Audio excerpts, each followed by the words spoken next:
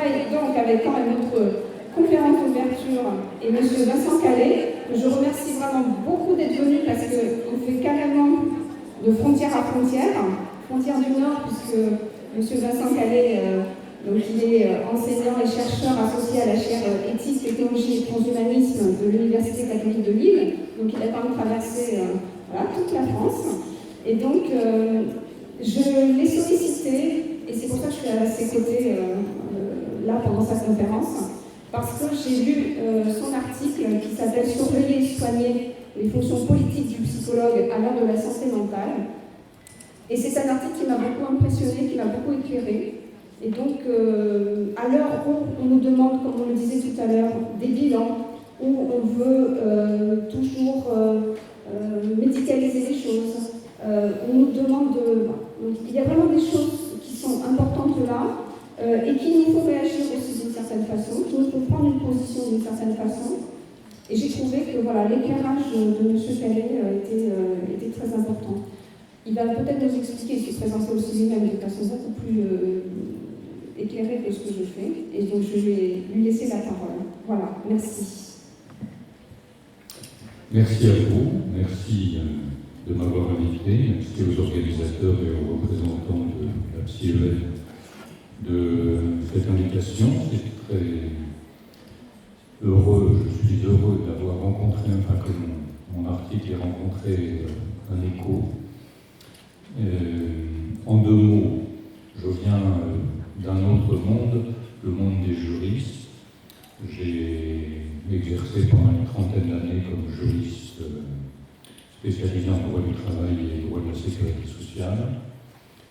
Et comme je suis aussi un vieux traumatisé de la psychanalyse, j'ai constaté à partir des années 2000 qu'il y avait dans le champ des relations sociales une multitude de problématiques qui émergeaient, le harcèlement moral, le stress, l'épuisement professionnel, etc. Et j'ai vu se croiser les deux centres d'intérêt principaux, donc la psychanalyse d'un côté et le droit de l'autre. Et c'est voilà, à partir de ces années 2000 que j'ai commencé de développer ce que j'appellerais une approche psychanalytique des relations professionnelles. Voilà. J'ai quitté le barreau, j'ai été avocat pendant une vingtaine d'années, j'ai quitté le barreau au 1er janvier 2016 et je suis aujourd'hui consultant, pas tout à fait dans le sens où vous l'entendez habituellement, consultant, alors, disons, en risques psychosociaux, si cette expression signifie quelque chose. J'ai prévu de commencer mon intervention pour environ une demi-heure, de manière que vous puissiez ensuite me poser les questions pour lesquelles j'ai préparé des réponses. J'ai prévu de faire un petit retour en arrière avec la conférence de Georges Canguilhem de 1946, « Qu'est-ce que la psychologie ?» Cette conférence, historiquement, a, me semble-t-il, marqué en France, non pas la déclaration de guerre entre les philosophes et les psychologues, mais au moins une rupture des relations diplomatiques.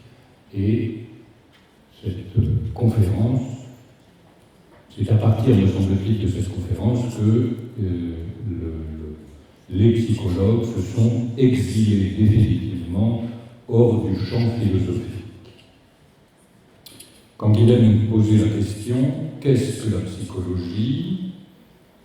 Dans la mesure où on interdit à la philosophie d'en chercher la réponse, cette question « Qu'est-ce que la psychologie ?» devient « Où veulent en venir les psychologues en faisant ce qu'ils font ? Au nom de quoi se sont-ils institués psychologues ? Qui a, non pas la compétence, mais la mission d'être psychologue ? La psychologie repose bien toujours sur un dédoublement, le dédoublement philosophique, le dédoublement de la conscience philosophique, mais ce n'est plus celui de la conscience, c'est celui d'une masse de sujets, les patients, les citoyens, et d'une élite corporative de spécialistes s'investissant eux-mêmes de leur propre mission. Aujourd'hui, il semble que ce dédoublement se soit lui-même dédoublé entre, d'une part, une masse de sujets, disons les élèves et les parents d'élèves, psychologisés, et une élite de spécialistes qui s'est divisée entre ceux qui sont investis d'une mission, les psychologues de l'Éducation nationale, depuis le décret de 2017, et ceux qui les ont investis, les décideurs politiques et techniques du dit ministère de l'Éducation nationale, qui peuvent être éventuellement eux-mêmes psychologues ou médecins. En d'autres termes, le paradigme de la santé mentale, avec la logique technocratique qui s'impose de manière continue depuis l'invention de la machine à vapeur, ce paradigme technocratique fait qu'on peut craindre qu'aujourd'hui, la psychologie comme technologie de gestion du psychisme par des experts ne rejoigne la psychologisation comme mode de représentation et de gestion des sujets politiques par eux. Faut-il donc se résoudre à l'alternative par laquelle Georges Canguilhem concluait, d'une manière faussement naïve, sa conférence de 1956 en déclarant ce qui suit: le philosophe peut s'adresser au psychologue sous la forme, une fois n'est pas coutume, d'un conseil d'orientation et dire: quand on sort de la Sorbonne par la rue Saint-Jacques, on peut monter ou descendre. Si l'on va en montant, on se rapproche du Panthéon, qui est le conservatoire de quelques grands hommes, mais si l'on va en descendant, on se dirige sûrement vers la préfecture de police. En d'autres termes, le psychologue de l'Éducation nationale n'a-t-il aujourd'hui d'autre choix que d'accompagner la transformation de l'institution pédagogique en un ordre supposé policier, ou de prétendre accéder lui-même ou faire accéder quelques élèves au panthéon de l'excellence scolaire et professionnelle. Alors, pour s'orienter dans cette problématique, je suis allé d'abord chercher une citation de Freud, qui avait une certaine réserve à l'égard des philosophes, des conceptions du monde des philosophes. Freud écrivait ce qui suit: acceptons avec humilité le mépris avec lequel les philosophes nous toisent du haut de leur sublime indigence. Comme nous ne pouvons, nous non plus, dénier notre orgueil narcissique, nous chercherons à nous consoler en considérant que tout le vacarme des philosophes n'y peut rien changer et que seule une continuation patiente du travail scientifique qui subordonne tout à l'unique exigence de certitude peut lentement créer un changement.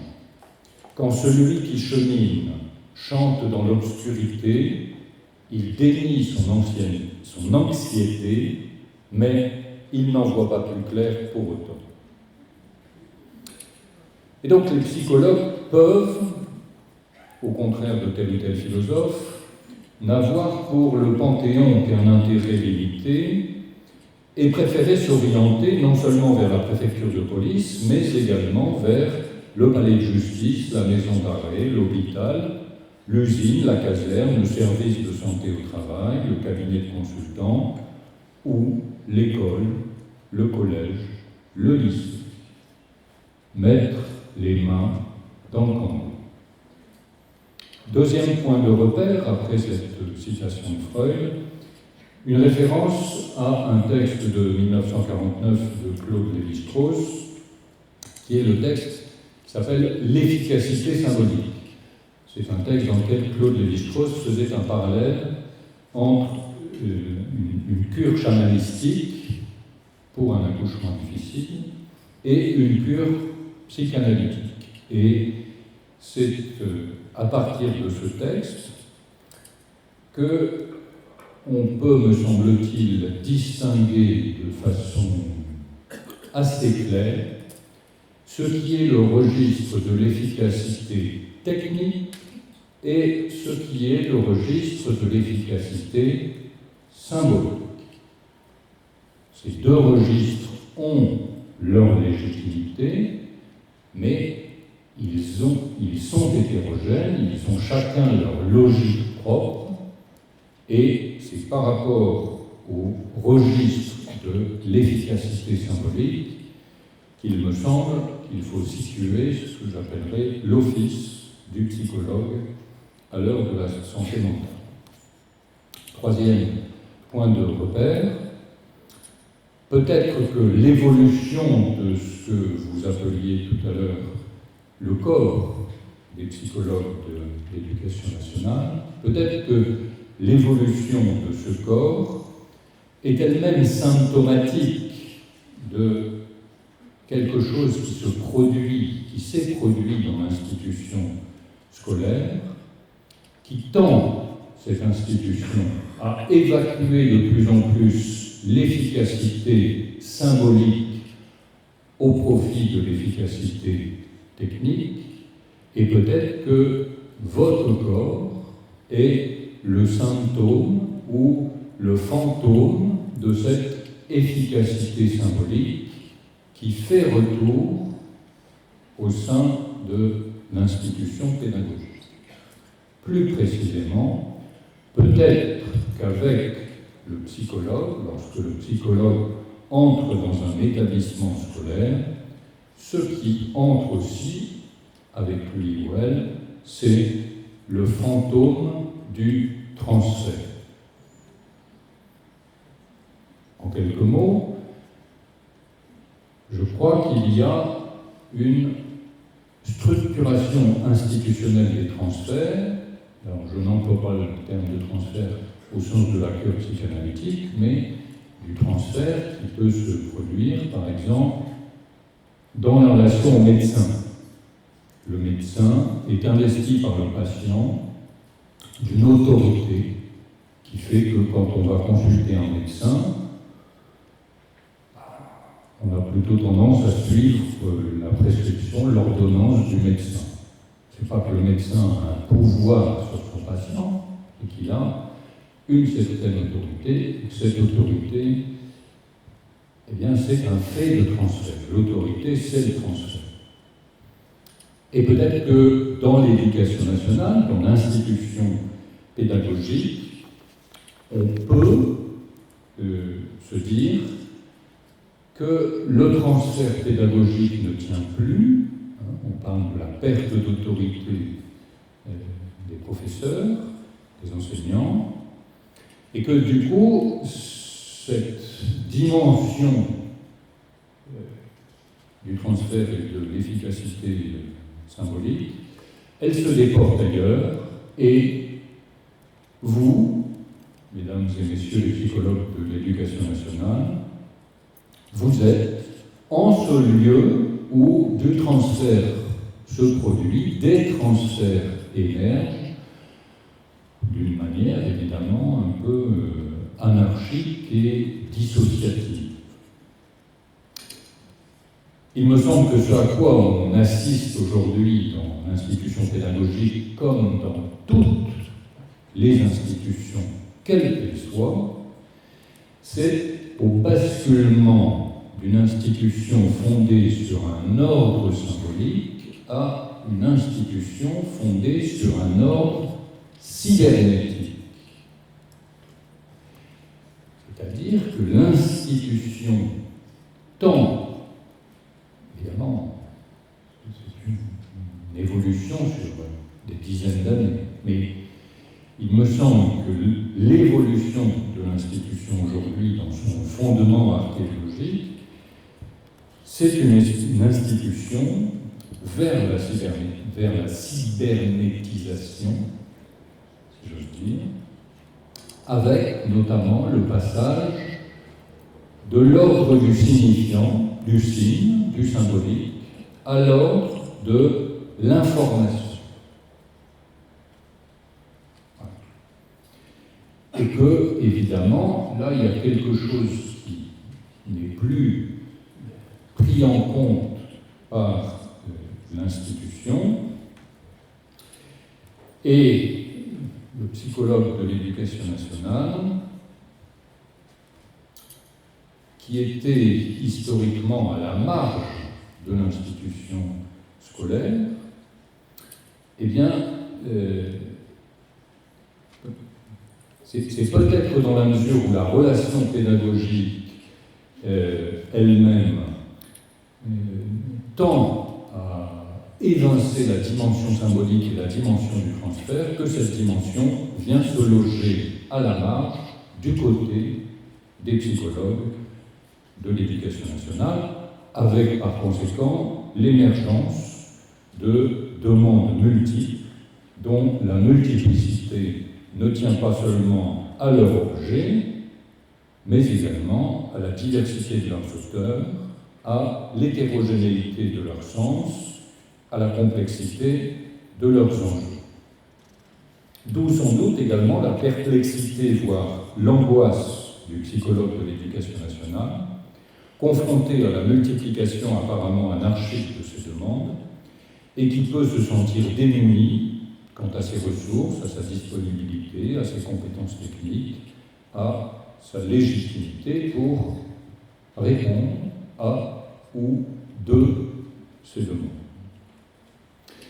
Et il me semble qu'à inscrire son activité et sa position dans le seul registre de l'efficacité technique et à vouloir répondre et satisfaire à toutes les demandes dans leur dimension explicite, vous l'évoquiez tout à l'heure, le psychologue de l'Éducation nationale risque de transformer ce qui a été présenté en d'autres journées comme un corps adolescent, le psychologue à répondre à toutes les demandes, vouloir répondre à toutes les demandes dans le registre de l'efficacité technique, risque de transformer le corps adolescent en corps morcelé, sans même une Isis pour l'aider à trouver son unité. Et c'est sans doute au contraire en se situant et en situant son office dans le registre de l'efficacité symbolique qu'il peut, avant d'orienter les autres, s'orienter correctement dans son propre champ. 3 exemples de ce que j'évoque ici sous le chef de l'efficacité symbolique. Et tout d'abord, la parole. Puisque la question du transfert est évidemment essentiellement liée à la question de la parole. La parole. Le temps que nous passons devant les écrans de télévision, d'ordinateur, de téléphone portable ne cesse de s'allonger, tandis que le temps de la parole se réduit comme peau de chagrin dans les espaces professionnels, qu'il s'agisse de l'hôpital ou des bureaux, des entrepôts, des centres commerciaux. Les occasions de parole, les lieux de parole, les modalités de parole disparaissent à vitesse accélérée. Et dans les espaces de vie collective, c'est pareil, les transports en commun, le cinéma, et sans doute aussi dans les espaces pédagogiques où le téléphone portable, la tablette, l'ordinateur ont radicalement modifié les coordonnées de l'espace pédagogique. Et peut-être que, au regard de cette évolution, les psychologues de l'Éducation nationale, qu'ils exercent dans le primaire, dans le secondaire ou à l'université, pourraient concourir à réinstaller, réinventer des pratiques de parole qui ne soient pas opposées aux nouvelles pratiques des nouvelles technologies, mais qui permettent d'aménager une compatibilité entre des vraies pratiques de parole ou des pratiques de vraies paroles et puis le portable, l'ordinateur, etc. Et pour ma part, j'ai découvert les techniques de la recherche, action, participation, comme technique de parole, technique d'animation de groupe à partir de dispositifs de parole. Et je trouve que c'est un outil intéressant. Une seconde orientation, après la parole, consisterait non pas à tenter de restaurer la figure de l'élève de jadis, mais à repérer le sujet, enfant, adolescent, qui à la fois se dit et se dissimule dans l'agent. Accompagner, par exemple, l'usager scolaire dans l'appropriation des univers de métier, non seulement dans la réalité de leurs exigences et le détail de leurs contraintes, mais encore dans l'imaginaire qui leur est propre. Ou favoriser l'émergence et l'énoncé de lois symboliques dans les pratiques numériques, les réseaux sociaux, les jeux vidéo, etc. Enfin, il me semble que le psychologue de l'Éducation nationale ne peut pas ne pas revenir au mythe fondateur de sa discipline, la psychologie, et s'intéresser à ce qui se passe du côté de Eros. Le mythe fondateur, c'est le mythe de Psyché. Psyché, la plus belle des jeunes femmes de l'ancienne Grèce, qui est capturée par un monstre et qui vit un bonheur parfait jusqu'au jour où le monstre est dévoilé en pleine lumière. Vous savez qui c'est. Du côté d'Eros, qu'est-ce que ça veut dire? Eh bien d'abord, vous connaissez sans doute cet aphorisme, c'est la question de la demande. Cet aphorisme de Lacan, toute demande est une demande d'amour. Deuxième écho d'Eros, la dimension du transfert, c'est-à-dire si on estime, en tout cas pour ma part, j'estime qu'il n'y a pas de transmission possible en dehors de cette dimension du transfert. La dimension du transfert est absolument indispensable à un effet de transmission. Si donc il n'y a pas de transmission possible en dehors de cette dimension, il y a, pour les psychologues, à être des ouvriers, des travailleurs de transmission. Et enfin, troisième écho du petit Dieu, la question de la sexualité et de la sexuation qui se pose aujourd'hui, et évidemment au premier chef pour les adolescents, dans des termes absolument nouveaux, inédits, spécifiques.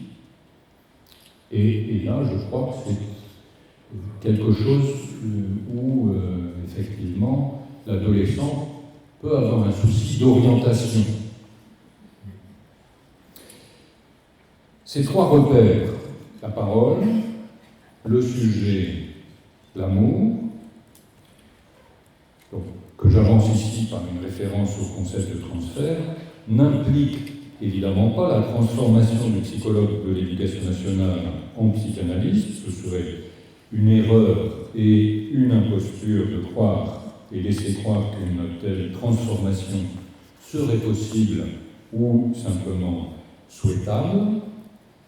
Cependant, il faut bien faire avec les réalités et il me semble qu'au final, à travers les différentes demandes ou commandes dont le psychologue de l'Éducation nationale est le destinataire, peut-être y a-t-il toujours une question sous-jacente. Que faites-vous du transfert? Quelle posture adoptez-vous à l'endroit des transferts dont vous êtes l'adresse?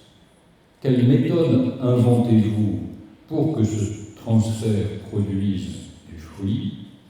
Comment conciliez-vous les missions qui vous sont imparties par la République avec des phénomènes de transfert qui procèdent d'une autre logique. J'espère que ces quelques considérations n'ajouteront pas à la confusion des demandes que l'institution et ses représentants, ses membres et ses élèves adressent au psychologue de l'éducation nationale, mais lui permettront au contraire d'ordonner ces demandes à la position nécessairement incertaine et instable qui est la sienne. Et puisqu'il a été beaucoup question d'orientation dans mon propos, je conclurai en m'autorisant à mon tour un conseil d'orientation. 3 conseils d'orientation. Quand vous entrerez dans un collège ou un lycée ou un établissement quelconque, établissement scolaire, quel qu'il soit, commencez par vous diriger vers le bureau du chef d'établissement. Non pour y prendre vos ordres, mais pour signifier que vous avez conscience du cadre de votre exercice professionnel et de la place qui occupe le chef d'établissement, car pourquoi voulez-vous qu'il respecte votre place si vous ne respectez pas la sienne? Deuxième conseil d'orientation, passez devant la salle des professeurs sans y entrer. Devant les salles de classe sans y entrer non plus, et allez faire un tour du côté de la cour de récréation. Troisième et dernier conseil, après quelques semaines ou quelques mois, quand l'établissement vous aura trouvé une place entre l'infirmerie et les toilettes, n'hésitez pas à sortir avec les élèves, sortir de l'établissement, et à exercer pour eux la modeste mais si utile fonction que Virgile, à travers les enfers, exerça pour Dante, celle d'un guide. Merci.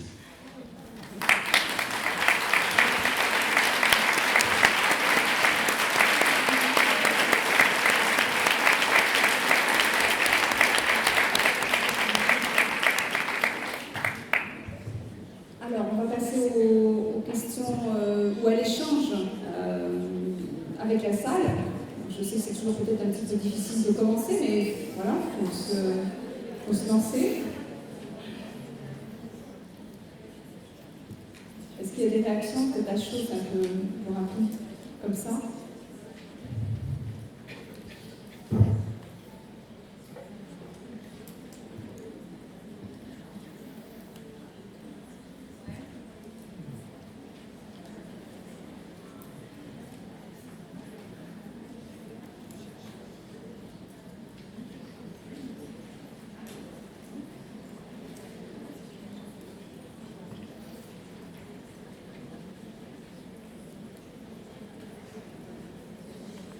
Oui, au fond de la salle, je suis.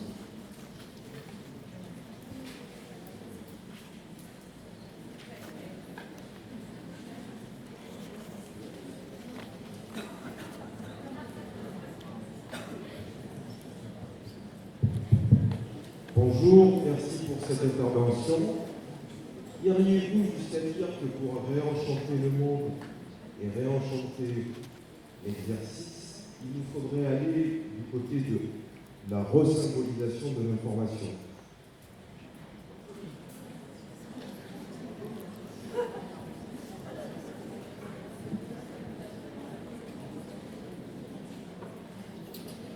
La resymbolisation de l'information. Alors, une image pour clarifier ce que j'entends pour ma part de la différence entre signifiant et information. Supposons que, en quittant cette salle, nous laissions des papiers gras, des bouteilles vides, voilà. Un robot nettoyeur se présente dans la salle et il a l'information que la salle est sale. Une personne humaine se présente dans la même salle, elle constate que la salle est sale, et elle se dit, c'est qui les cochons qui sont passés ici? Autrement dit, il y a l'information, et puis il y a une autre dimension qui est, d'une part, l'imaginaire, les cochons, la métaphore, et le sujet, c'est-à-dire que la personne humaine va se dire, il y a quelqu'un qui a laissé cette salle dans un sale état, ce que ne fait pas le robot. Donc, la question à laquelle nous sommes, me semble-t-il, tous confrontés, quelle que soit notre position aujourd'hui, c'est que on est de plus en plus dans des systèmes informatiques, cybernétiques, numériques, etc., qui gèrent indifféremment de l'humain ou du machinique, indifféremment, et il y en a de plus en plus, et il y en aura de plus en plus, et que ces dispositifs cybernétiques, eh bien, effacent le substrat symbolique. Voilà, les langues parlées, les systèmes de parenté, les systèmes politiques, enfin, toute la consistance symbolique de ce qui faisait l'humanité est en train de se défaire. Bon. Et c'est une évolution irréversible, inéluctable, peut-être qu'elle est déplorable, catastrophique ou merveilleuse, enfin. Le fait est que c'est une évolution qui est totalement indifférente à ce que l'on peut en juger, en penser, en dire. Voilà. C'est de l'ordre de l'automatique et de l'irrépressible. Donc aujourd'hui, je pense que nous sommes, enfin, je nous pense comme des transhumains. On est en train de quitter l'ancienne humanité, voilà. Et puis on n'est pas encore devenu autre chose. Voilà. Et donc, tout ce qui nous constituait dans les anciens systèmes symboliques comme humains, bon, voilà, ça va se défaire. Et la question, c'est comment accompagner au mieux cette plongée dans l'inconnu. Alors, resymboliser l'information. J'ai fait un travail avec une équipe de psychiatres en institution, et notamment sur l'impact des nouvelles technologies en psychiatrie, à la fois du côté des patients, du côté des thérapies et du côté des conditions de travail. Il y a une psychiatre qui a dit, moi je demande à mon patient de me présenter, s'il le souhaite, les photographies qu'il prend avec son téléphone portable et de les commenter. Peut-être que faire la même chose avec un élève, ça pourrait être pertinent. Voilà. Je ne sais pas si resymboliser l'information, c'est... Voilà. Mais bon, un exemple.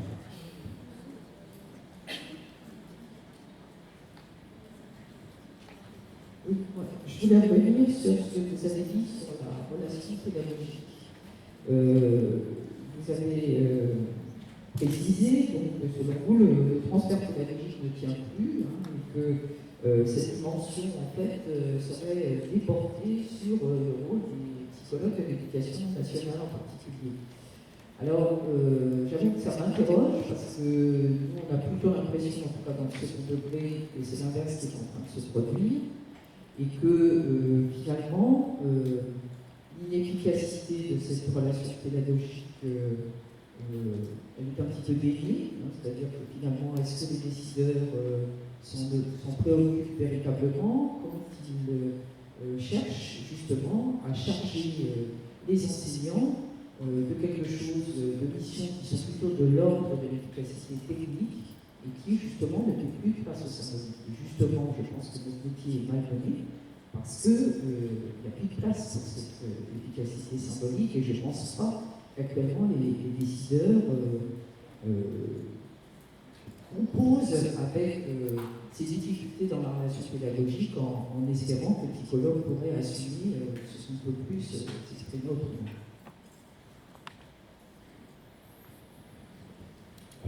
Je pense que la place de la dimension symbolique, c'est chacun de nous qui l'a fait.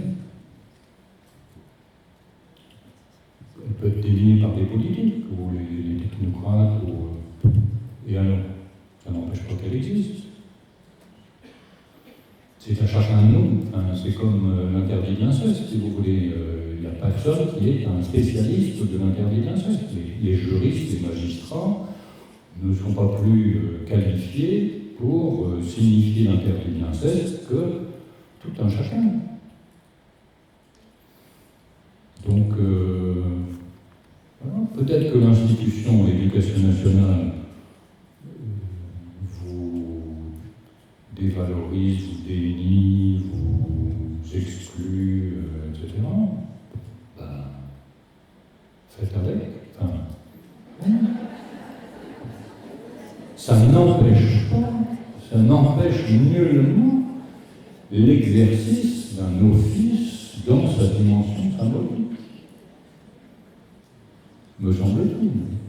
Alors, après, voilà, il faut trouver l'espace, il faut trouver les aménagements, il faut trouver les techniques, mais enfin, je ne connais pas bien votre pratique professionnelle, mais j'ai l'impression que c'est une pratique qui est très individualiste, qui est axée sur l'élève, l'orientation de l'élève au un par un de l'élève.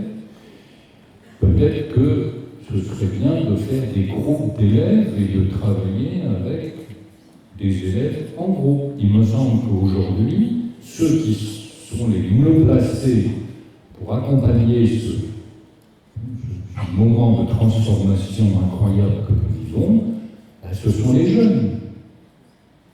Donc, est-ce que des groupes d'élèves ne sont pas capables d'élaborer quelque chose sur la question de l'orientation scolaire et professionnelle? Et est-ce que votre position pourrait pas être d'animer un groupe d'élèves sur les questions d'orientation qui renvoient forcément à des questions de désir, forcément, et de fantasmes, ça me semblerait être une piste à explorer. Je ne sais pas si ça... si largement.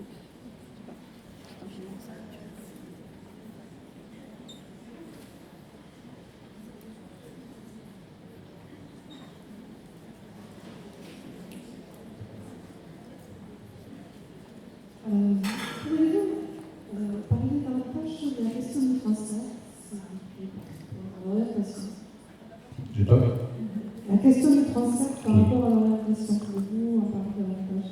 Vous l'avez évoqué sans y être vraiment.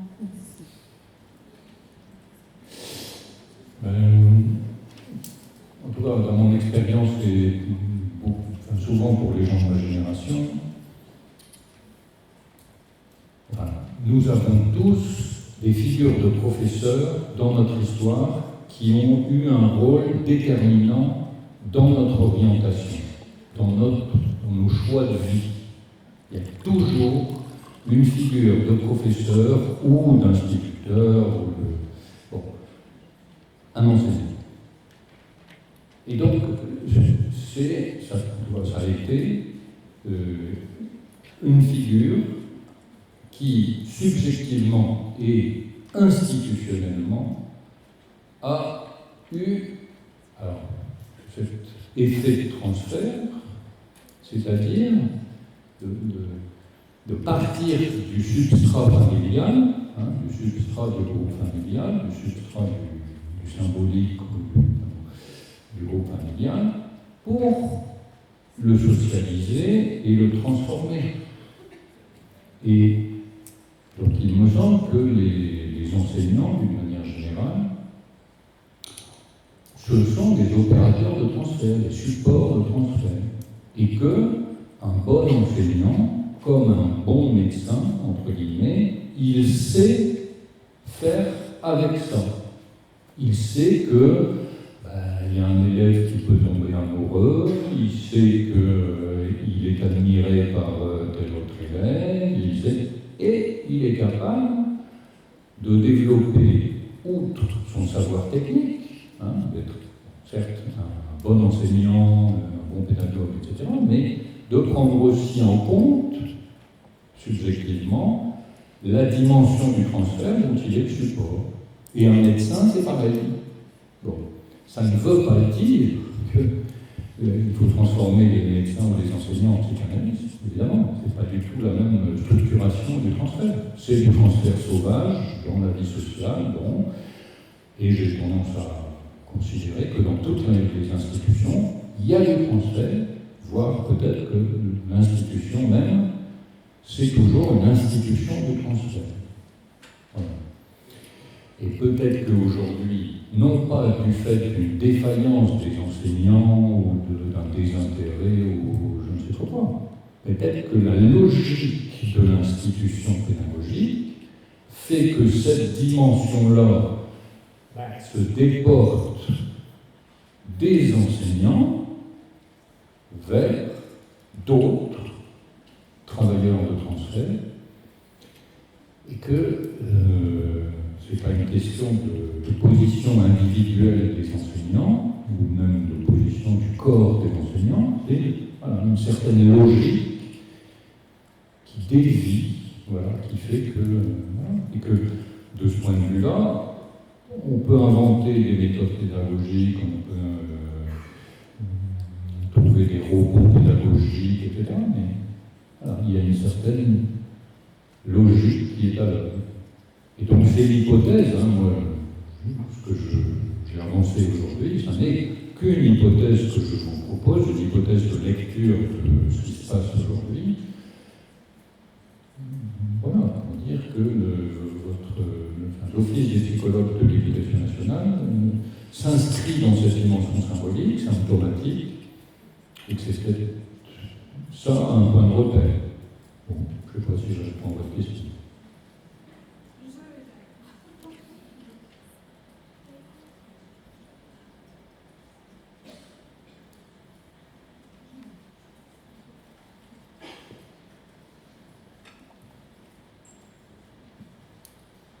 Oui, bonjour. Et vous attribuez ce glissement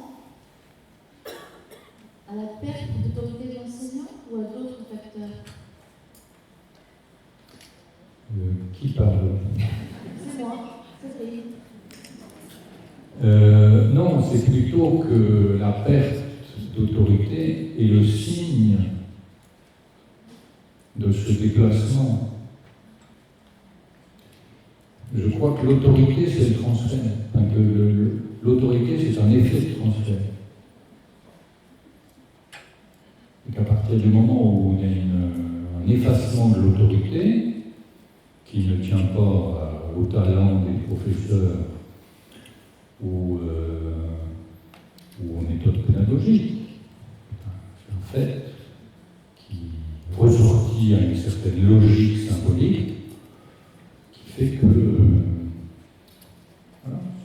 ça se déplace.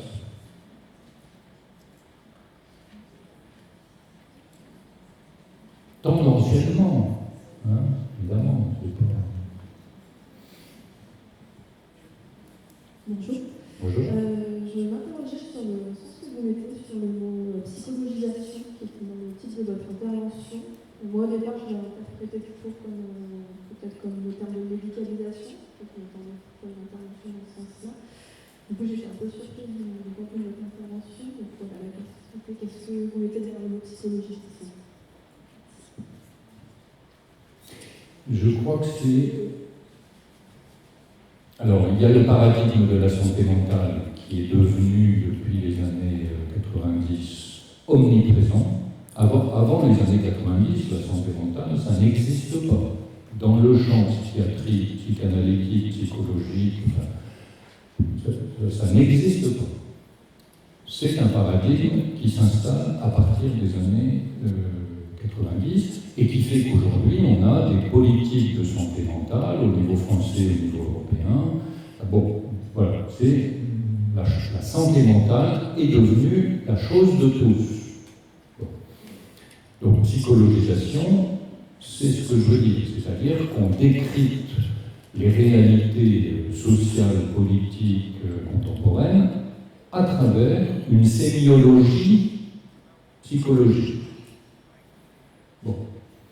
Ou aussi, je pourrais parler de la juridicisation ou de la judiciarisation. C'est-à-dire que, comme les psychologues de l'éducation nationale, les magistrats sont submergés de demandes complètement, extraordinairement diverses, anarchiques, chaotiques, et ils ne peuvent pas ne pas y répondre. Légalement, un magistrat qui refuse de se prononcer, qui refuse de juger, ça s'appelle un déni de justice et c'est une infraction pénale. Bon, donc ils doivent répondre. Bon, donc voilà, c'est la question que ce qui était autrefois des concepts juridiques ou psychologiques entre dans le langage commun.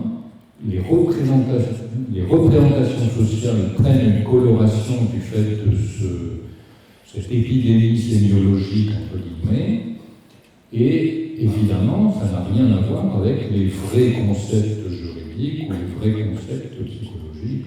Voilà. Mais on est confronté à ce phénomène de psychologisation ou de judiciarisation, et puis voilà, qui n'aide pas du tout à comprendre ce qui se passe. Et moi, je me souviens quand j'étais juriste, j'entendais les gens parler de concepts juridiques à tort et à travers. Bon, mais si je me rempare sur mon savoir juridique, je suis à côté de la plaque, quoi. C'est pas suffisant de savoir. Hein, il y a bien, on fait partie d'une société, et il faut bien faire avec, quoi. Voilà, donc je ne sais pas si je réponds, mais il y a effectivement cette dimension de médicalisation et de. Voilà. Et dans le décret de 2017, on fait référence au bien-être, à l'équilibre psychologique de l'élève, à la santé mentale, enfin voilà. C'est devenu la matière du politique. Bonjour. Bonjour. Je vais tenter de poser une question, mais je ne comprends pas la question que je vais poser. Donc, je vous l'annonce. Je suis en train de me demander, à votre avis, qu'est-ce qu'on attend d'un psychologue actuellement ? Parce qu'à la fois, il y a une baisse de la symbolisation, etc. Et en même temps, il y a une énorme demande de psychologues. Donc, qu'est-ce qu'on attend du psychologue qui accompagne la baisse de symbolisation ? Est-ce qu'on attend du psychologue qui la camoufle ? Est-ce qu'on attend du psychologue qui la suture, si on reprend les termes lacaniens ? Voilà, à votre avis, qu'est-ce qu'on attend d'un psychologue de nos jours ? Mais j'ai pas compris ma question.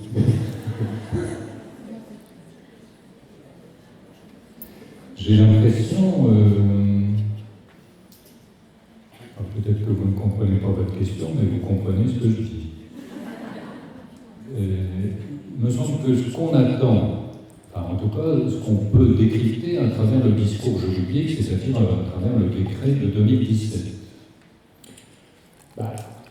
c'est, alors en tout cas pour le secondaire, la question de l'orientation. Bon. Mais un ordinateur peut très bien faire de l'orientation.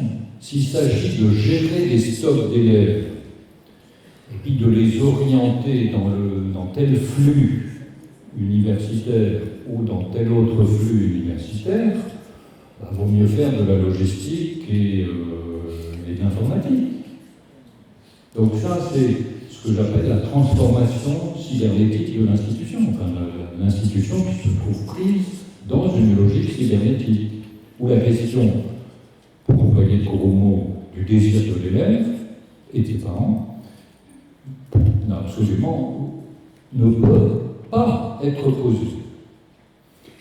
Eh bien, peut-être que, c'est ce que j'essayais de dire, peut-être que justement, ce qu'il y a de contradictoire dans votre position, ce qu'il y a d'aberrant dans les demandes ou les commandes qui vous sont faites, enfin, c'est peut-être une manière pour l'institution de vous instituer, si j'ose dire, à une place que l'institution ne peut pas penser, comprendre, élaborer, et que au fond, la demande informulée de l'institution, c'est réinstaurer du symbolique là où il n'y a plus que du technique.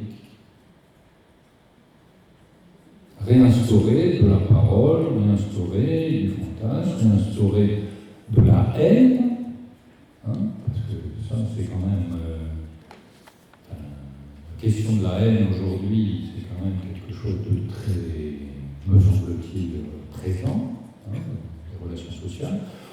Bon, et cette haine, il faut l'élaborer, il faut en fait, voilà, et sortir du discours de la bienveillance et des ravages du discours de la bienveillance, qui est un discours dévastateur.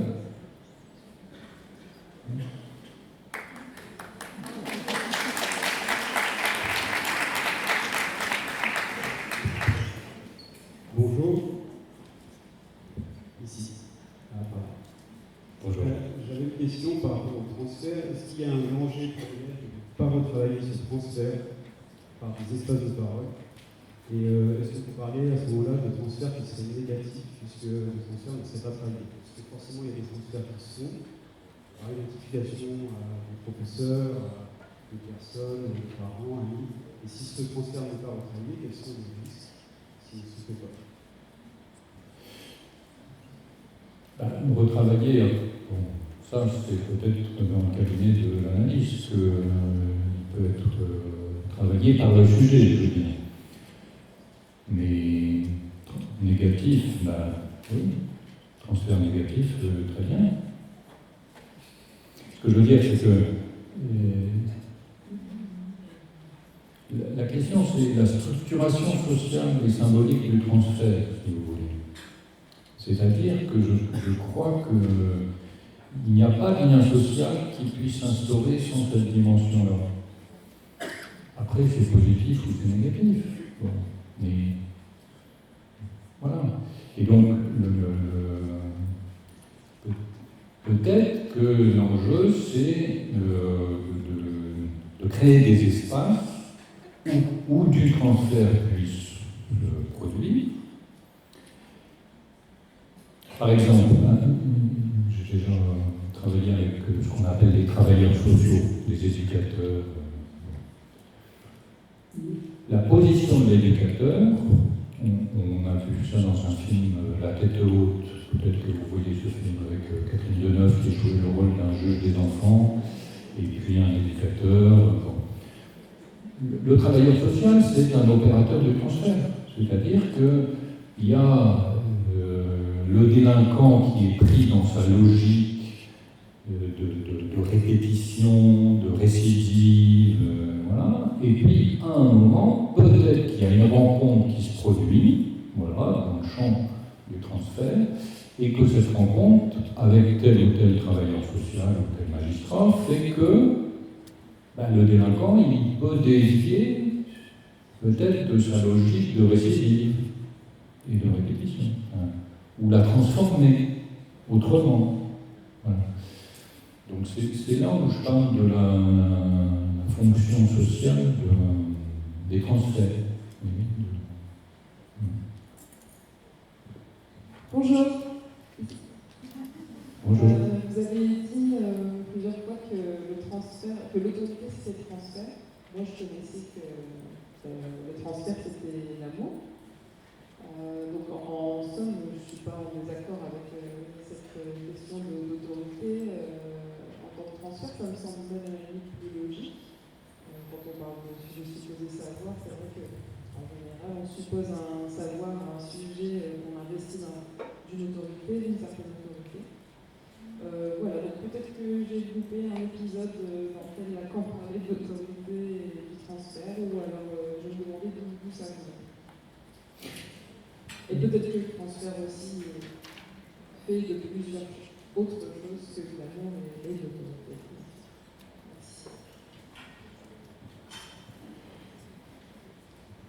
Non, tout ça vient.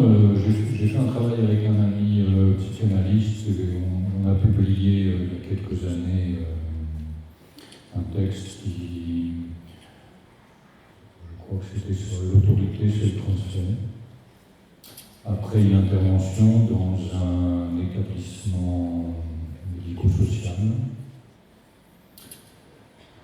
Et voilà, ça a été notre élaboration, c'est-à-dire pourquoi est-ce que le directeur de cet établissement, malgré toute sa bonne volonté, ça n'avait jamais pris avec ses équipes. Bon, il y avait quelque chose qui ne fonctionnait pas.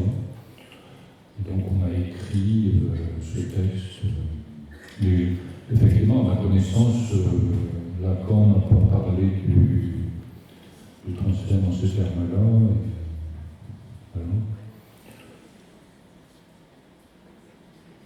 Mais, si vous voulez, penser l'autorité indépendamment du pouvoir, hein, et comprendre la différence entre... En tout cas, moi, ça m'a aidé de référer l'autorité au transfert. Voilà. Et en tout cas, pour moi, c'est un point de repère, c'est-à-dire le phénomène de l'autorité, au sens du charisme personnel, pour dire comme ça, ou institutionnel. Eh bien, pour moi, c'est quelque chose qui est lié à une certaine logique, qui est finalement une logique de transfert. Oui, c'est une question qui me... C'est ici. Là. Cette question de transfert, autorité-amour, c'est une question compliquée. Elle m'intéresse beaucoup. Simplement, est-ce qu'on ne peut pas justement les lier dans la mesure où il n'y a d'amour qu'à partir du moment où est posé comme objet de cette demande d'amour un autre avec un grand A, l'autre maternel à l'origine, qui justement fait autorité sur l'enfant, fait autorité par rapport à la demande que l'enfant lui adresse. On dit cet autre a le privilège de le priver de ce par quoi ses besoins sont seuls satisfaits. C'est-à-dire que c'est un autre qui a l'autorité de priver l'enfant parce que c'est seulement sa présence qui est, son absence, qui est demandée. Voilà, j'interviens là pour ça parce que il me semble que les deux notions sont peut-être articulables.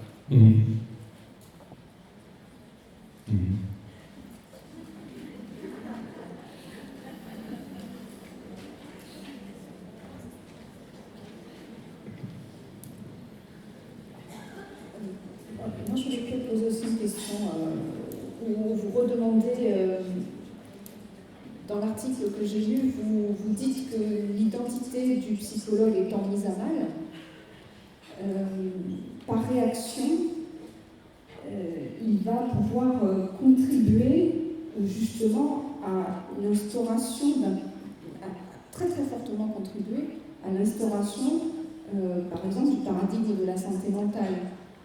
Est-ce que vous pourriez un petit peu nous repréciser cela? Et je pense bien entendu, dans notre profession, aux demandes de risques, donc de bilan de fonctionnement intellectuel, qui sont demandées alors, par les enseignants ou pour des commissions multiples et variées, comme quelque chose qui serait obligatoire. Et quelque part, est-ce que parce qu'on est mis à mal, on ne serait pas tenté justement de défendre aussi ça et notre expertise là-dedans, et du coup, involontairement ou inconsciemment, de pouvoir contribuer paradoxalement à ça. Donc ce concept-là, vous l'avez un petit peu développé dans votre article. Est-ce que vous pourriez en dire quelques mots. Dans le texte de la contribution que j'ai écrite à partir de cette intervention, j'évoque le texte de Daniel Lagache de 1949 qui s'appelle « L'unité de la psychologie ». Et j'y ai fait allusion dans mon propos. Peut-être que le mythe fondateur de la psychologie aujourd'hui, c'est le mythe d'Osiris et d'Isis, c'est-à-dire un corps morcelé, celui d'Osiris, et Isis recherche éternellement le petit morceau de ce corps qui permettrait de réaliser son unité. Bon, peut-être que il y a cette tension dans le corps des psychologues entre un morcellement entre une multitude de pratiques, de disciplines, d'écoles, etc., et une aspiration à une unité jamais accomplie. En tout cas, il me semble que plus on s'engage dans une logique de savoir technique et on essaie de se rembarder de son savoir technique, plus on est dévalorisé. C'est-à-dire que on ne peut pas obtenir la reconnaissance symbolique nécessaire à son acte, je veux dire comme ça, si on s'inscrit seulement dans le registre du savoir technique. Évidemment, il y a du savoir, mais c'est certainement pas suffisant. Et donc la question d'un savoir sur la santé mentale et de ce qu'il faudrait faire pour accéder au bien-être, à l'équilibre psychologique, etc., enfin, qui sont devenus des nouveaux enjeux politiques, des objectifs, des plans de santé mentale, des objectifs de santé mentale, etc. Enfin, tout un discours politique, toute une industrie aussi autour de ces nouveaux enjeux politiques. Si vous acceptez d'être enrôlé, vous êtes fonctionnaire, la République vous dit votre rôle c'est ça, c'est ça. Donc il ne s'agit pas de soit vous démissionnez, soit vous faites avec. Bon. Mais la question c'est justement faire avec et en faire autre chose. Et c'est là où je crois qu'il y a vraiment une autre dimension que celle de la santé mentale qui peut être qui peut surgir dans la pratique des psychologues de l'éducation nationale. C'est peut-être très abstrait, très utopique, mais je pense que la dimension symbolique, tout le monde en est responsable et on peut tous faire le dire. Oui.